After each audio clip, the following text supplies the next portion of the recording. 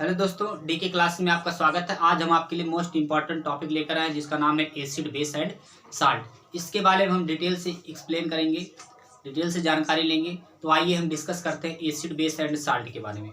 किसके द्वारा ये कॉन्सेप्ट दिया गया था? आर्हीनियस के द्वारा ये कॉन्सेप्ट दिया गया था। इसके बाद लुईस ने इसको एक्सप्लेन किया 1923 में। तो आइए हम डिस्कस करते हैं acid.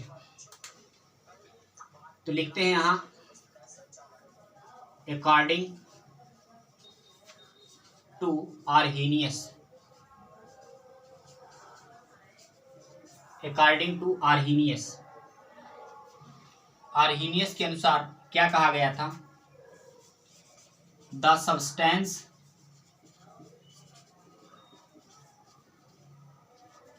Substance in which to give H plus ion, to give H plus ion, जिसको हम कहते हैं hydronium ion. Hydronium ion bracket में लिखेंगे with the aqueous medium in water are called acid। या इसको हिंदी में एक्सप्लेन कर सकते हैं कि वे पदार्थ जो जलीय विलयन के साथ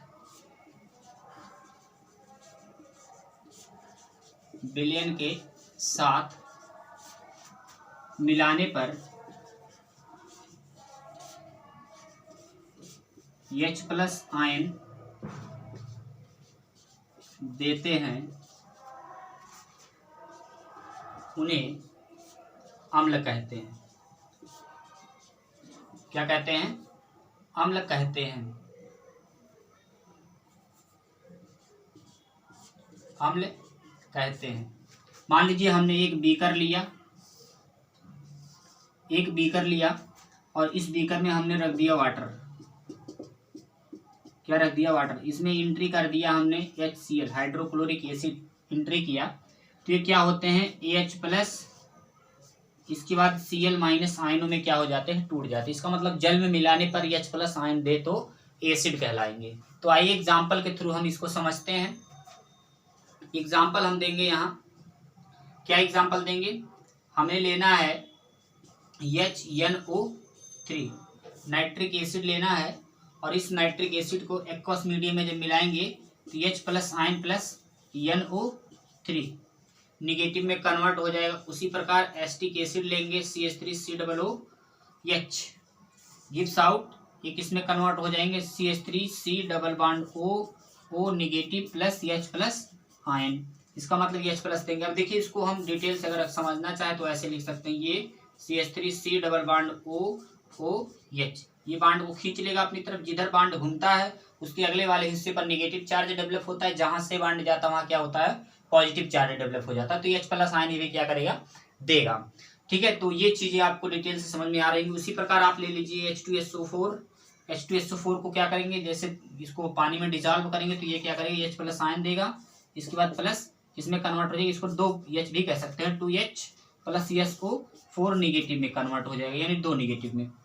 तो ये चीजें जो भी अगर आप एक्वस मीडियम में मिलाते हैं तो H प्लस आयन देता है, उसे कहते हैं एसिड। तो ये आप शॉर्ट स्क्रीन लेंगे। इसके बाद नेक्स्ट टॉपिक पर हम बढ़ते हैं।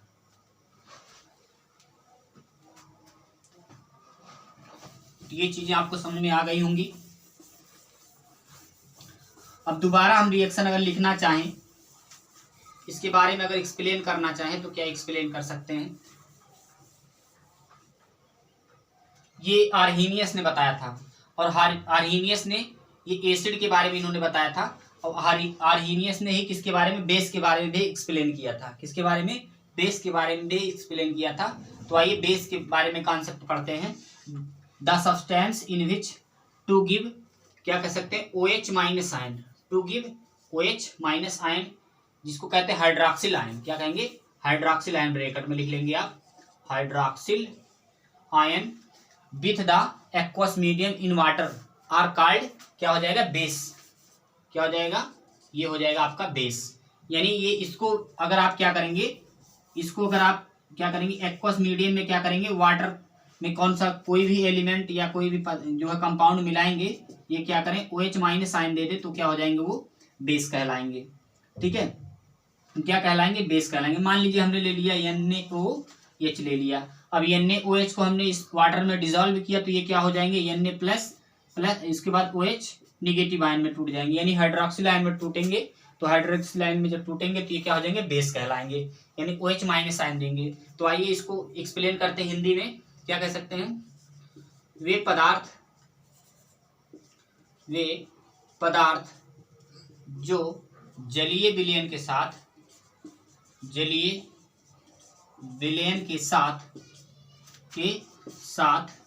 क्या दें, जलीय विलयन के साथ क्या दें, OH minus ion. OH minus ion का मतलब क्या हो गया, हाइड्रोक्सिल आयन देते हैं उन्हें क्या कहेंगे, क्षार कहेंगे। क्या कहेंगे, क्षार कहेंगे।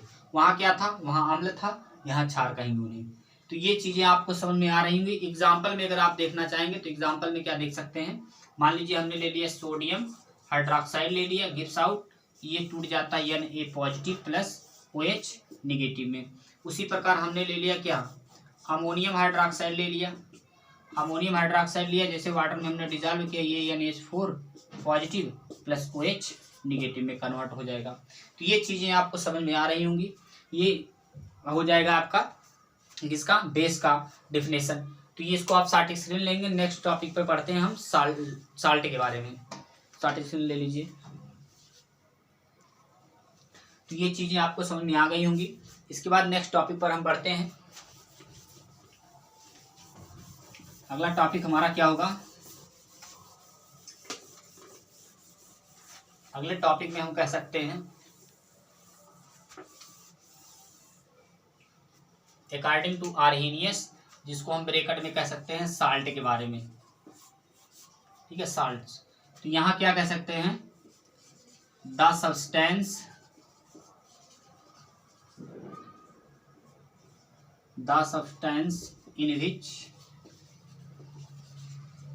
in which consist of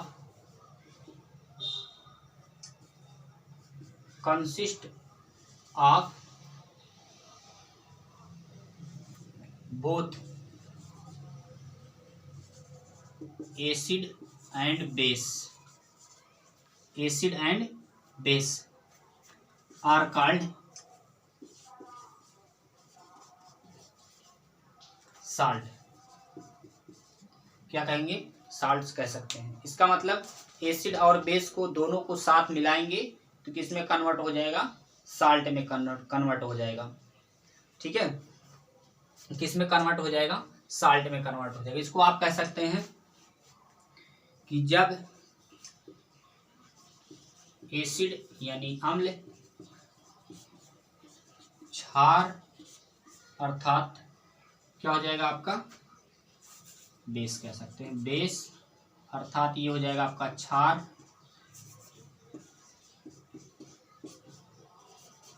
को एक साथ मिलाने पर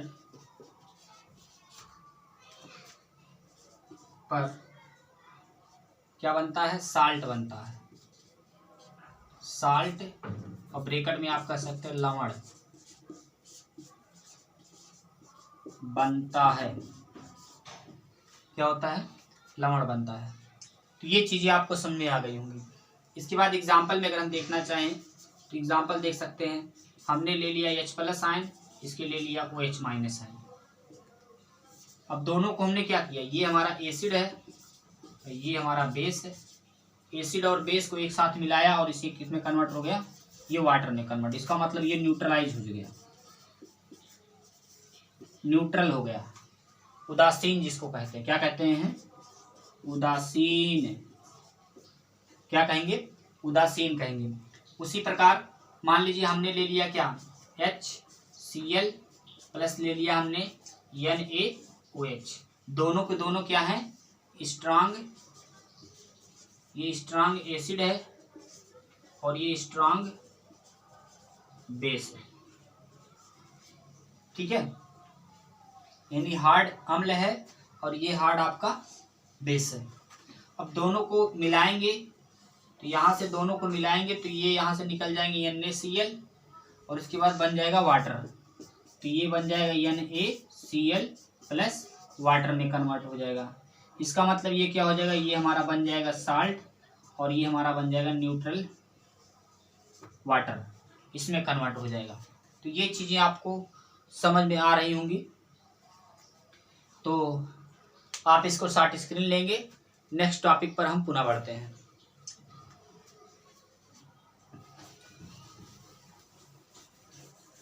इसके बाद लुईस ने क्या कॉन्सेप्ट दिया था, लुईस ने कॉन्सेप्ट दिया कि एसिड और बेस को किस प्रकार उन्होंने डिवाइड किया अलग अलग पार्टों में।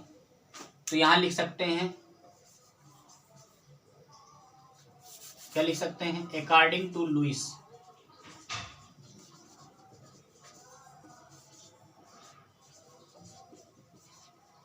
Lewis concept.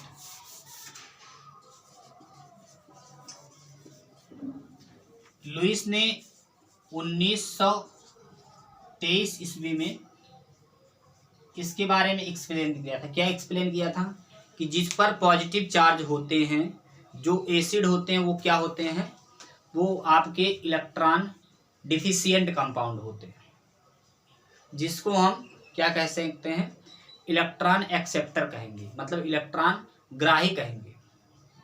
और जिस पर निगेटिव चार्ज होते हैं उसे क्या कहते हैं, इलेक्ट्रॉन डोनर, जिसको कहते हैं दाता। तो इस प्रकार 1923 ईस्वी में लुईस ने इसके बारे में एक्सप्लेन किया था।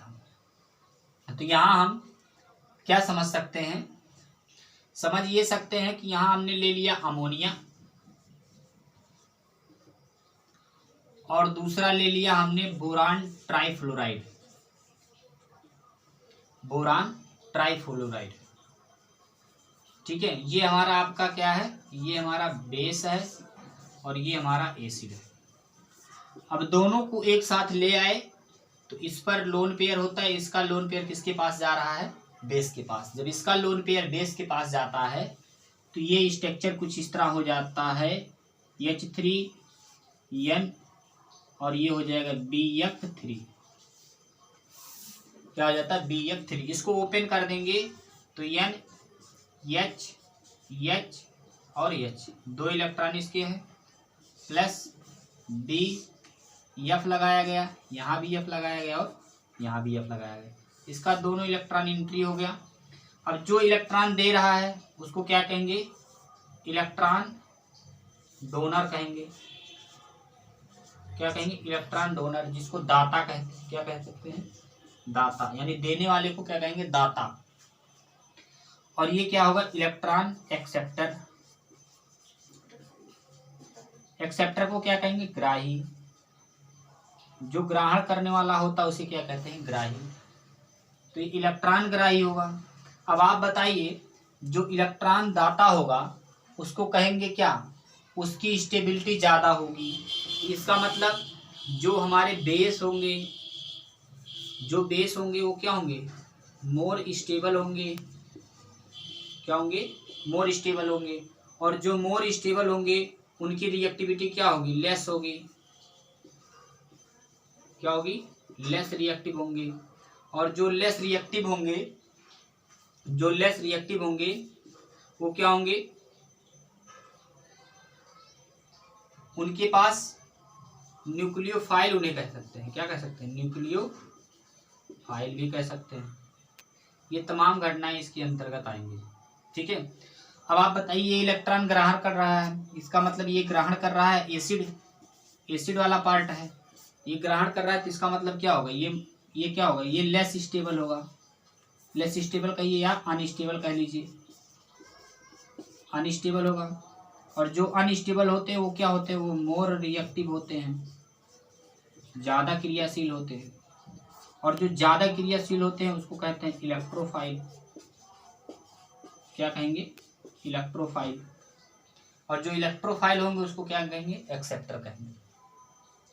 ये तमाम बातें लुईस ने इसके बारे में बताया था। तो आई होप ये चीज़ें आपको डिटेल से समझ में आ रही होंगी। अब ये इलेक्ट्रॉन ग्रहण करके एक बॉन्ड का फॉर्मेशन करता है जिसको हम कहते हैं यहाँ कोऑर्डिनेशन बॉन्ड या कोऑर्डिनेट बॉन्ड भी कह सकते हैं।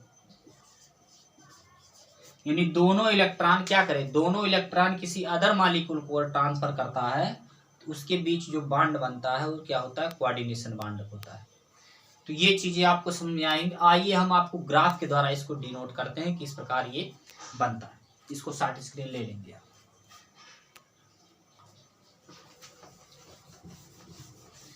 इसके बाद इसको ग्राफ के द्वारा कैसे देखेंगे, कैसे डिवाइड करेंगे इसको एसिड बेस एंड साल्ट के बारे में। तो देखिए यहाँ एक ग्राफ बना रहे हैं हम, यहाँ लिख रहे हैं 0 1 2 3 4 5 6 7, ये हो जाएगा 8, ये हो जाएगा 9, ये हो जाएगा 10, ये हो जाएगा आपका 11 और ये हो जाएगा 12।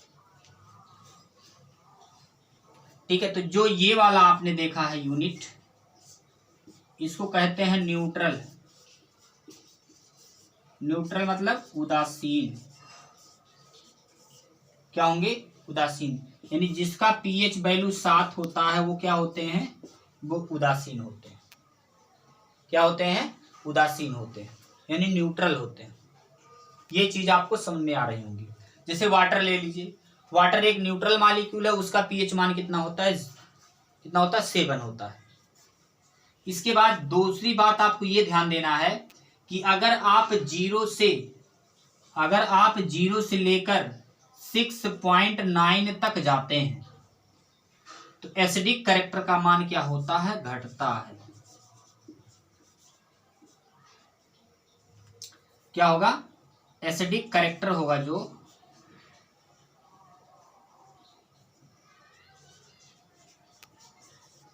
क्या होगा, एसिडिक जो कैरेक्टर होगा वो क्या होगा, वो डिक्रीज करेगा यानी घटेगा। यहां लिख सकते हैं घटता है। ठीक, यानी लेफ्ट टू राइट चलने पर क्या करेगा, एसिडिक कैरेक्टर घटेगा। अब दूसरी घटना ये आती है कि अगर आप 6.9 से लेकर 0 की तरफ आते हैं, इधर से इधर की तरफ आते हैं, तो जो एसिडिक कैरेक्टर होता है, जो एसिडिक कैरेक्टर होता है वो क्या होता है, बढ़ता है। इसका मतलब ये है कि अगर किसी भी पदार्थ का अगर आप 0 की तरफ बढ़ेंगे या कोई भी पदार्थ अगर 0 की तरफ आएगा तो उसकी जो एसिडिक कैरेक्टर होगी वो बहुत ही अच्छी होगी, वो अच्छा एसिड माना जाता है। जैसे मान लीजिए हाइड्रोक्लोरिक एसिड ले लीजिए, सल्फ्यूरिक एसिड ले लीजिए, ये सभी क्या है, स्ट्रांग एसिड की श्रेणी में आते हैं, क्योंकि इनकी जो पीएच वैल्यू होती है वो क्या होती है, वो 0 की तरफ धीरे धीरे आ रही है, इस तरफ आ रहा है पीएच वैल्यू। तो जिसकी पीएच वैल्यू कम होती है, वो मोर एसिड होता है। क्या होता है, मोर एसिड होता है। और जो मोर एसिड होता है उसकी बेसिक कैरेक्टर क्या होती है, लेस होती है।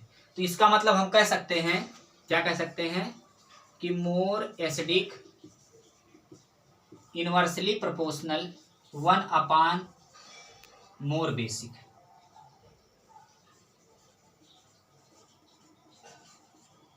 मोर बेसिक कह लीजिए या लेस बेसिक कह लीजिए, लेस बेसिक। इसका मतलब अगर एसिडिक कैरेक्टर बढ़ता है तो बेसिक कैरेक्टर क्या होगा, घटेगा। क्या होगा, घटेगा। अब आती है बात कि अब आप बेसिक कैरेक्टर कैसे डिवाइड करेंगे। इसका मतलब ये है कि 7.1 अगर होता है और इसके ऊपर जाते हैं यानी 14 तक, ये हो जाएगा 12, ये 13, ये आपका 14 हो जाएगा। 14 तक जाते हैं तो जो बेसिक कैरेक्टर होगा, बेसिक कैरेक्टर जो होगा वो क्या होगा, वो आपका बढ़ेगा यानी इंक्रीज करेगा। क्या होगा, इंक्रीज करेगा। इसके बाद अगर आप इधर आते हैं यानी राइट से लेफ्ट की तरफ आते हैं, तो जो बेसिक करेक्टर होगा वो क्या होगा, वो घटेगा। क्या होगा, घटेगा।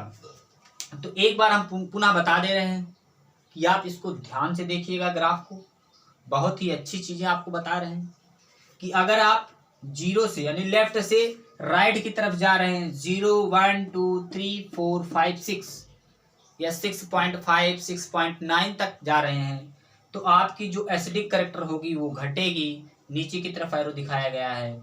अगर आप 6 5 4 3 2 1 0 की तरफ आ रहे हैं, यानी राइट से लेफ्ट की तरफ आ रहे हैं, तो इसका मतलब जो एसिडिक करेक्टर होगा, यानी एसिडिक करेक्टर मतलब अम्लीय करेक्टर वो क्या होगा, वो बढ़ेगा। क्या होगा, बढ़ेगा। यानी इधर आएंगे तो अम्लीय करेक्टर बढ़ेगा, उधर जाएंगे तो अम्लीय करेक्टर घटेगा। और इसी प्रकार इसको जब आप क्या करेंगे 8 9 10 11 12 13 14 यानी 8 9 10 11 12 13 या 14 तक जाएंगे, तो आपके जो क्षारीय करेक्टर है, क्या है, जो आपके क्षारीय करेक्टर हैं वो क्या होंगे, वो घटेंगे। क्षारीय करेक्टर क्या होंगे, घटेंगे। अगर आप 14 13 12 11 10 9 8 पॉइंट जो है 7 या 8.6 या 7.1 के समथिंग आ रहे हैं, यानी राइट से लेफ्ट की तरफ आ रहे हैं, तो क्या होगा, आपकी जो बेसिक करेक्टर होगी यानी क्षारीय करेक्टर होगी या क्षारीय कंडीशन होगा, वो क्या होगा, घटेगा। तो आई होप ये चीजें आपको डिटेल से समझ में आई होंगी। अगर हमारा वीडियो आपको अच्छा लगा है तो लाइक करें, सब्सक्राइब करें, बेल आइकन को दबाएं। बहुत बहुत धन्यवाद।